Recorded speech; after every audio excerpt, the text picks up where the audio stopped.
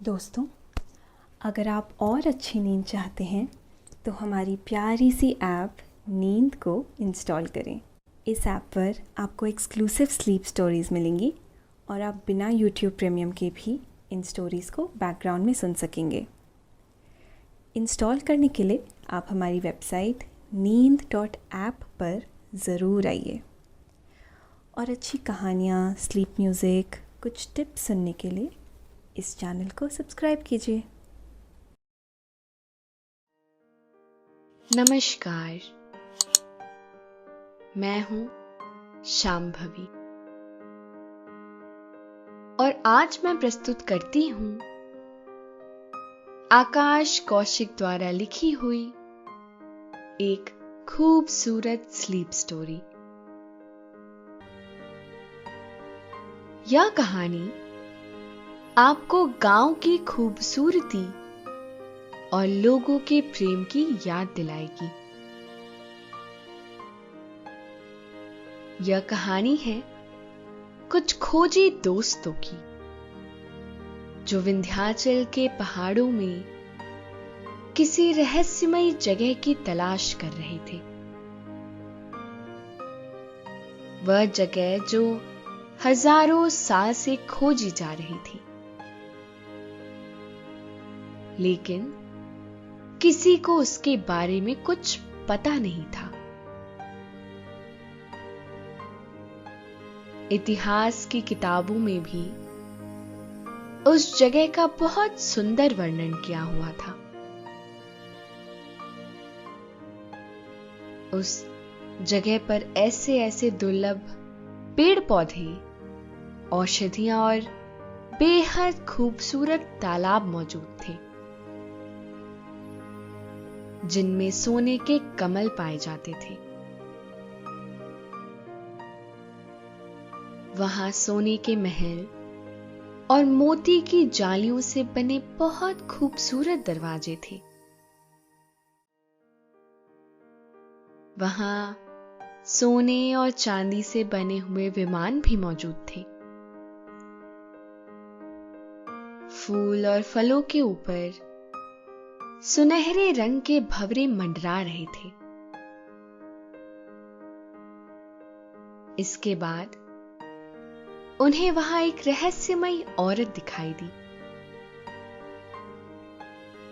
आगे क्या होता है जानेंगे आज की कहानी में। पर इस कहानी को सुनने से पहले आप अपने आसपास की सारी लाइट्स ऑफ कर लीजिए। आराम से लेट जाइए। अपनी आंखें धीरे धीरे बंद कर लीजिए। अब थोड़ा सा अपने शरीर को आराम दीजिए। थोड़ा और आराम दीजिए। अपने शरीर को बिल्कुल ढीला छोड़ दीजिए।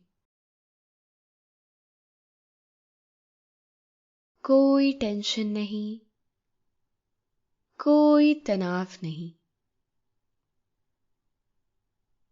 अपने दिमाग में चल रहे सभी विचारों को, चिंताओं को त्याग दीजिए। एक शांति सी महसूस कीजिए। सारी नेगेटिव, सारी पॉजिटिव विचारों को धीरे धीरे निकाल दीजिए। हाथों को सीधा करिए और अपनी कमर के साइड में रख लीजिए। अब अपनी सांस पर ध्यान लगाइए।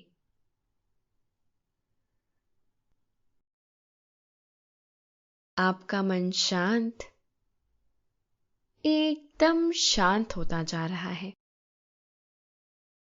आप अच्छा महसूस कर रहे हैं। खुद को काफी हल्का महसूस कर रहे हैं। हर तरफ शांति है, सुकून है, खामोशी है। यह कहानी है कुछ दोस्तों की जो इतिहास पर रिसर्च किया करते थे और हमेशा ऐसी जगह की तलाश में रहते थे जो हजारों साल पहले लुप्त हो गई हो। इस खोजी टीम ने अपने जीवन में बहुत सारी ऐसी जगह को खोज निकाला जो लुप्त हो गई थी और दुनिया में अपनी पहचान बनाई जो और कोई नहीं खोज पाया था। सारी दुनिया में इनका नाम था और भारत सरकार भी इन पर बहुत भरोसा किया करती थी।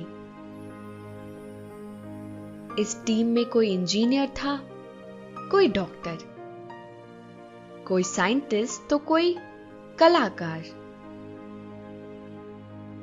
सब लोग अपना अपना योगदान दिया करते थे। एक दिन सब लोग अपने ऑफिस में बैठे अगले प्रोजेक्ट पर चर्चा कर रहे थे।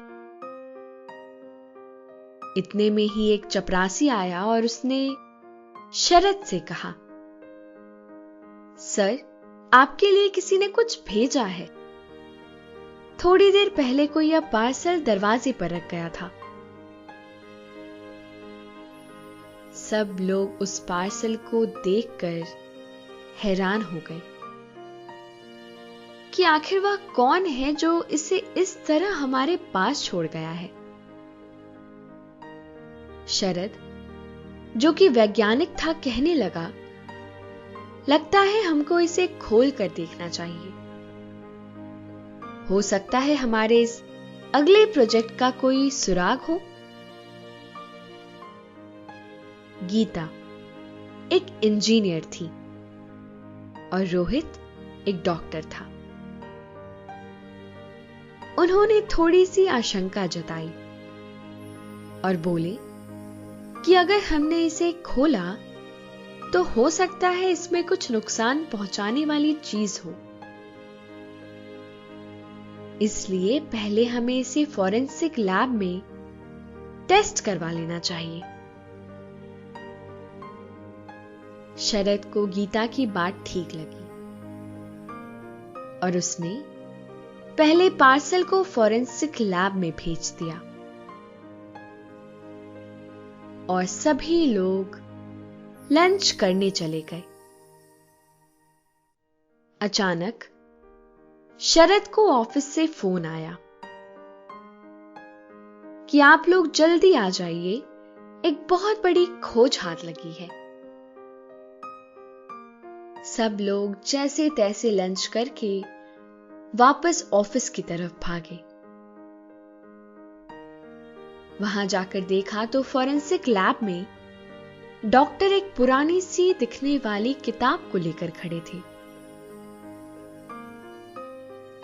जब पास जाकर देखा तो शरद के आश्चर्य की कोई सीमा न रही। वह किताब हजारों साल पुरानी लग रही थी। पन्ने कुछ गल चुके थे, कुछ फट चुके थे। क्या लिखा था ठीक से समझ नहीं आ रहा था। पुरानी देवनागरी लिपि में लिखी हुई वह किताब किसी प्राचीन काल के ऋषि द्वारा लिखी गई और कोई रहस्य से भरी ग्रंथ लग रही थी। पन्ने बहुत नाजुक थे। हाथ लगाते ही फट जाए। इसका सबको डर लग रहा था, इसीलिए उस पर कुछ भी एक्सपेरिमेंट करना खतरे से खाली नहीं था। दोस्तों, अब से आप आपकी मनचाही दादी और नानी की कहानियों से प्यारी नींद की कहानियां सिर्फ और सिर्फ नींद ऐप पर ही सुन पाएंगे। तो इसी तरह हमारे साथ कहानियों के जरिए जुड़े रहने के लिए आपकी अपनी नींद ऐप इंस्टॉल करें,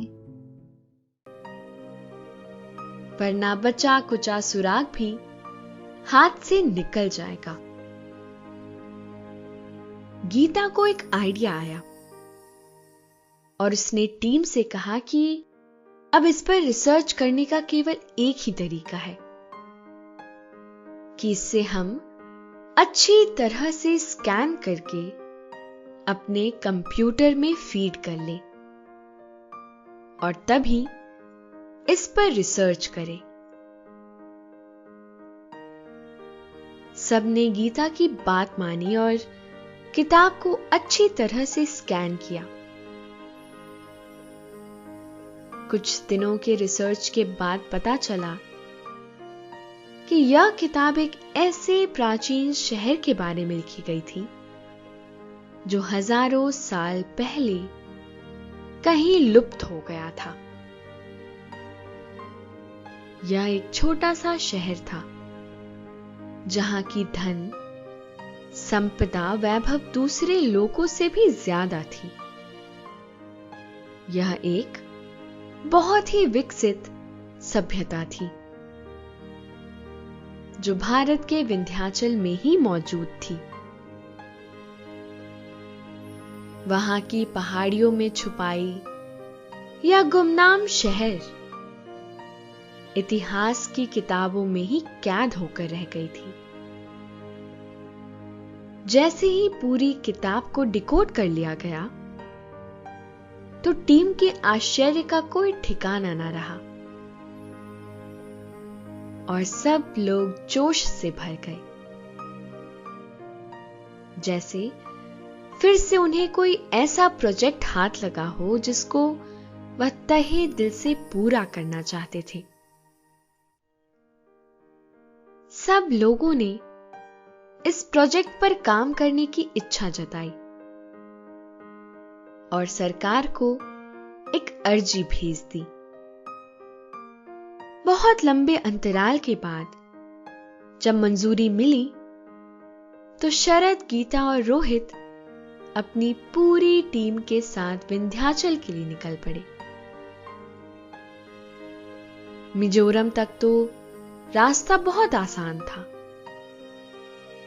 उसके बाद पहाड़ियों का रास्ता बड़ा ही कठिन और दुर्गम था। कई दिनों की थकान भरी यात्रा के बाद वो लोग ऐसी जगह पर पहुंच गए जहां पर दूर दूर तक कोई पेड़ नहीं था, ना कोई पशु, पंछी या और कोई जानवर। ऐसा लग रहा था वह किसी बंजर जमीन पर पहुंच गए हैं।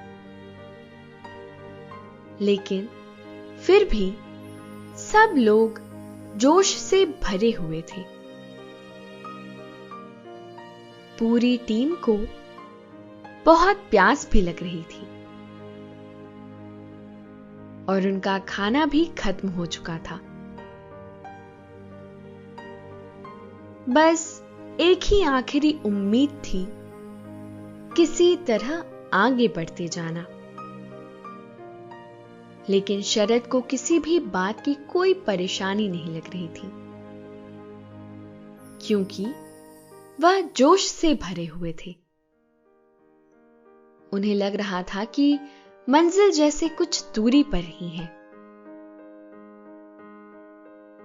अचानक कुछ दूरी पर दो पहाड़ों के बीच से कुछ पंछी निकलते हुए दिखाई दिए और शरद जोर से चिल्लाया, देखो गीता, वहां से कुछ पंछी बाहर निकल रहे हैं।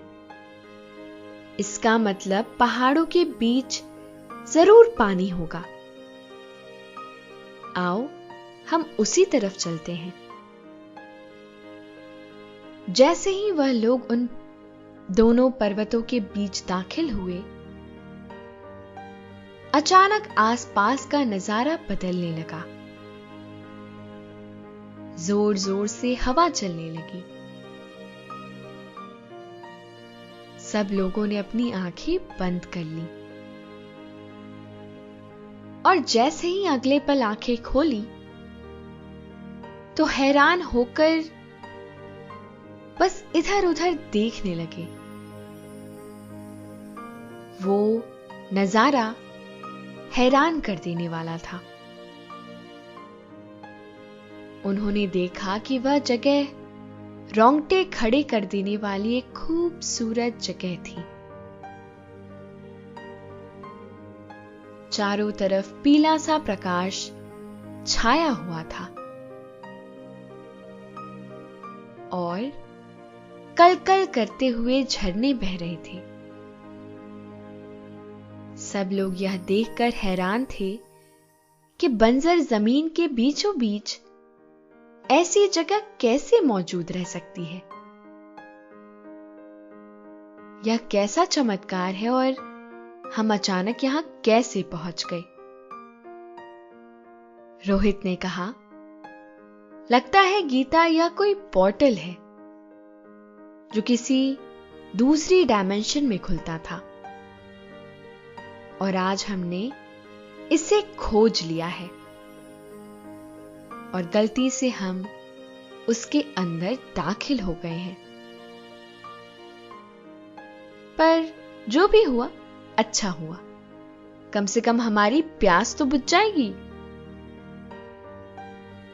रोहित ने आव देखा न ताव। अपनी प्यास बुझाने के बाद सब लोग आगे बढ़ने लगे। कुछ आधा किलोमीटर चलने के बाद उन्हें एक ऐसा सरोवर दिखाई दिया जिसके अंदर स्वर्ण कमल खिले हुए थे। नजारा इतना खूबसूरत था जिसकी कल्पना भी नहीं की जा सकती। गीता ने कहा, किसी ने सपने में भी ऐसा सुंदर नजारा नहीं देखा होगा। यह कौन सी दुनिया है, कुछ समझ नहीं आ रहा। सरोवर बहुत ही सुंदर और साफ जल से भरा हुआ था। पानी इतना शीतल और स्वच्छ था कि बयां नहीं किया जा सकता। गीता ने जो पीछे मुड़कर देखा तो उसकी हैरानी और बढ़ गई, क्योंकि उसके बिल्कुल पीछे थोड़ी दूर पर बहुत सारे सोने के महल बने हुए थे और उन महलों की खिड़कियां मोती की जालियों से बनी हुई थी। किसी को विश्वास नहीं हो रहा था, क्योंकि इससे पहले किसी ने इतने सुंदर महल नहीं देखे थे। हर महल के बगल में एक विमान खड़ा था जो सोने और चांदी का बना हुआ था, जिस पर प्राचीन भाषा में कुछ लिखा हुआ था जो समझ नहीं आ रहा था। दोस्तों, अब से आप bed time stories, guided meditations, relaxing music, इन सब का आनंद नींद ऐप पर ही उठा सकते हैं। विमान देखकर शरद की आंखें फटी की फटी रह गई और वह वैज्ञानिक बुद्धि से मन ही मन सोचने लगा कि आखिर सोने का विमान उड़ता कैसे होगा। तब गीता ने शरद को बताया,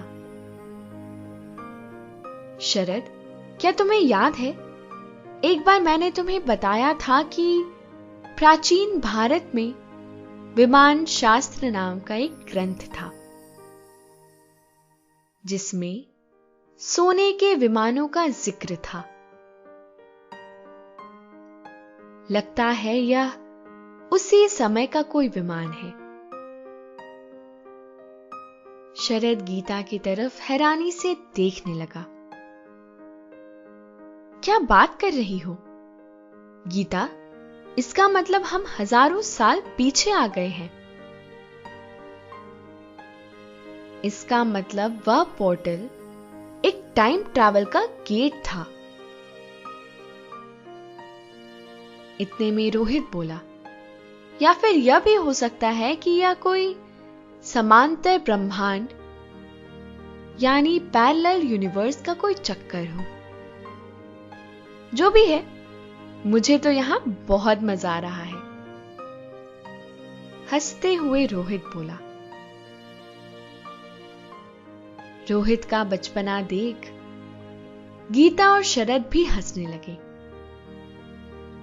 हंसते हंसते रोहित एक महल के अंदर प्रवेश कर गया और वहां उन्होंने देखा कि महल के आंगन में इतने सारे फूल और फल से लदे हुए वृक्ष मौजूद थे,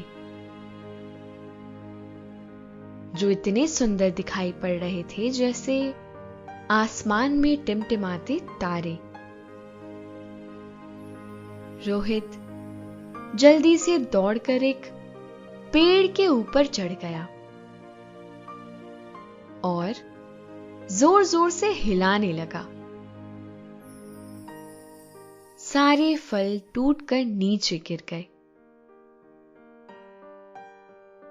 पूरी टीम ने पेट भर के फल खाए और अपनी भूख को शांत किया। फल खाने के बाद रोहित वहीं घास पर लेट गया और उसने देखा कि फलों के ऊपर बहुत अजीबो गरीब सुनहरे रंग के खूबसूरत भंवरे मंडरा रहे थे और वह मन ही मन सोचने लगा कि यहां की हर एक चीज कितनी विचित्र है, कितनी अलग है और कितनी खूबसूरत है। शरद फल खाते खाते महल के अंदर गया और उसने देखा कि चारों तरफ मणियों से बने हुए पलंग और आसन मौजूद थे और ढेर सारे सोने और चांदी के बर्तन रखे हुए थे, जिनकी चमक उन्हें और भी खूबसूरत बना रही थी। तरह तरह के कंबल और कालीन बिस्तर पर बड़े सुंदर तरीके से लगाए हुए थे। यह सब देखकर शरद बाहर आ गया और उसने अपनी टीम से कहा कि चलो, हमें रुकना नहीं चाहिए, हमें आगे बढ़ना है और यहां से निकलने का रास्ता ढूंढना है। थोड़ी दूर चलने पर उनको एक मधुर आवाज सुनाई देने लगी। जैसे जैसे वह लोग आगे बढ़ते जा रहे थे, वह आवाज और ज्यादा साफ होती जा रही थी। नजदीक पहुंचकर जब उन्होंने देखा तो उन्हें अपने सामने एक बहुत खूबसूरत औरत दिखाई दी, जो मंत्रों का उच्चारण करते हुए ध्यान कर रही थी। कोई भी उसका ध्यान भंग करना नहीं चाहता था, लेकिन आगे जाने का और कोई रास्ता भी नहीं था। इसीलिए उन्होंने वहीं रुककर उनकी तपस्या पूरे होने का इंतजार किया। वह औरत इतनी खूबसूरत थी कि स्वर्ग की अप्सरा भी उसे देखकर लजा जाए। सुर्ख काले बाल कमर पर फैले हुए थे और मुखमंडल पर इतना तेज था जैसे धरती पर साक्षात सूर्य उतर आया हो। हाथ पैरों की कांति चंद्रमा के समान थी और आभा मंडल पवित्रता से भरा हुआ था। ना जाने क्यों पर शरद को वहां थोड़ी देर में ही बड़ी शांति का एहसास होने लगा और यही बात हर कोई महसूस कर रहा था। उनके मंत्र जाप से सारा वातावरण गूंज रहा था और हवा में शांति घोल रहा था। थोड़ी देर में उनका मंत्र जाप बंद हो गया और उस स्त्री ने अपनी आंखें खोली। शरद ने उनके नजदीक जाकर उन्हें प्रणाम किया और कहा कि आप कौन हैं और हम यहां कैसे आ गए? यह जगह कौन सी है? कृपया करके हमें कुछ बताइए। इतना सुनकर वह देवी मंद मंद मुस्काने लगी और बोली, जिस जगह की खोज में तुम आए थे यह वही 5000 साल पुराना प्राचीन शहर है जिसे देवताओं ने बनाया था। यह धन संपदा, ऐश्वर्य और सुंदर सरोवर देवताओं का निवास स्थान था और अब मैं यहां की कर्ता धर्ता हूं। दोस्तों, अब से आप bed time stories, guided meditations, relaxing music, इन सब का आनंद नींद ऐप पर ही उठा सकते हैं। हजारों साल पहले मुझे यहां नियुक्त किया गया था और आज तक मैं इस स्थान की रक्षा कर रही हूं। वैसे तो यह स्थान दूसरे आयाम में मौजूद है और किसी को भी यहां आने की अनुमति नहीं है और ना ही यह स्थान किसी को दिखाई देता है। रोहित ने पूछा, लेकिन फिर हम यहां कैसे आ गए? देवी ने कहा कि तुम तीनों पवित्र आत्मा हो और तुम्हारे अंदर देश प्रेम और समाज के लिए कुछ करने की पवित्र भावना है। तुम भूखे प्यासे उस बंजर भूमि पर भटक रहे थे, इसीलिए तुम्हारे जलपान की व्यवस्था के लिए मैंने तुम्हारे लिए दरवाजा खोल दिया और मेरी ही इच्छा से तुम अंदर प्रवेश कर पाए।